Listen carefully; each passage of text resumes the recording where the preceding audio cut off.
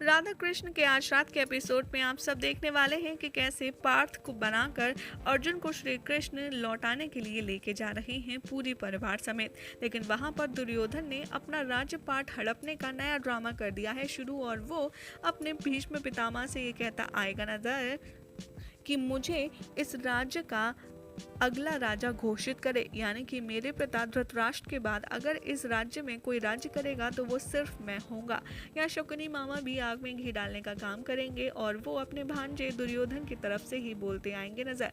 और यहाँ पर धृतराष्ट्र का माइंड पलटने की कोशिश की जाएगी, लेकिन श्री कृष्ण दूर से सब कुछ देख रहे होंगे क्योंकि वो तो सर्वज्ञाता है और वो समझ जाएंगे कि आखिर क्या माहौल चल रहा है।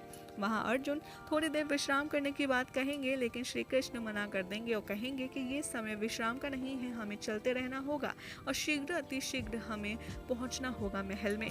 वहाँ दूसरी तरफ आप देखेंगे कि राधा रानी और अयन की बहस हो रही होगी क्योंकि जन्माष्टमी का मौका होगा, श्री कृष्ण के जन्मदिन का मौका होगा।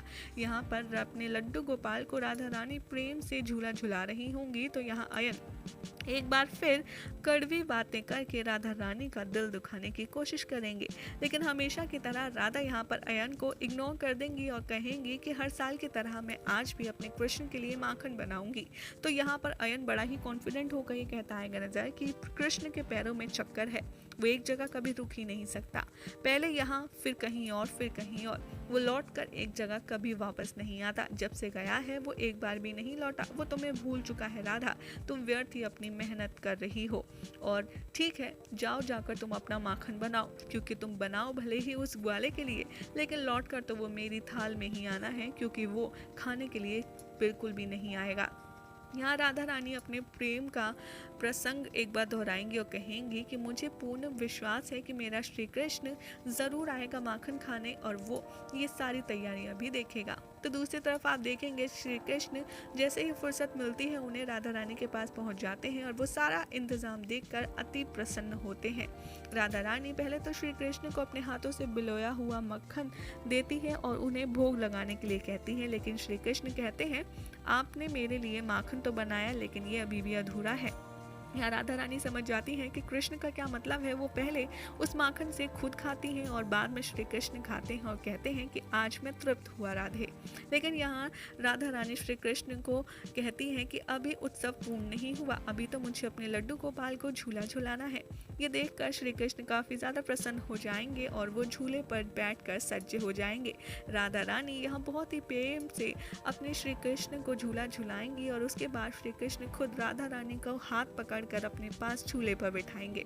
उसके बाद आप कहेंगे कि राधा, आज मैं चाहता हूँ कि तुम इस दिन को और भी ज़्यादा अच्छा बनाने के लिए मेरे लिए बांसुरी बजाओ, और आज रात वही होगा जो मेरे जन्म के रात्रि हुआ था। जिसे प्रेम होगा वो ये धुन सुन पाएगा और जिसके मन में प्रेम नहीं होगा वो सो जाएगा। और वहाँ दूसरी तरफ दुर्योधन की सेना आ रही होगी पांडवों के रास्ते में बाण बनने के लिए और उन्हें मारने के लिए। जैसे ही राधा रानी प्रेम भरी धुन बजाएंगी बांसुरी से, वहाँ श्री कृष्ण पांडवों की तरफ चलना शुरू कर देंगे और वहाँ दूसरी तरफ सैनिक सो जाएंगे और सारे पांडव, द्रौपदी और माता कुंती उस मधुर धुन को सुनकर प्रसन्न हो जाएंगे। ये सब समझ जाएंगे कि इस अद्भुत लीला श्री कृष्ण की है और श्री कृष्ण राधा रानी के पास से विदा लेकर पांडवों के पास आ जाएंगे। उसके बाद कैसे श्री कृष्ण इन मौके पर पहुंचकर युधिष्ठिर का पैच कैसे श्री कृष्ण एन मौके पर पहुंचकर दुर्योधन का राज तिलक होने से रोक लेंगे और कैसे युधिष्ठिर और दुर्योधन के बीच में जंग होगी, ये सब कुछ देखने के लिए आपको मिलने वाला है आज रात के एपिसोड में।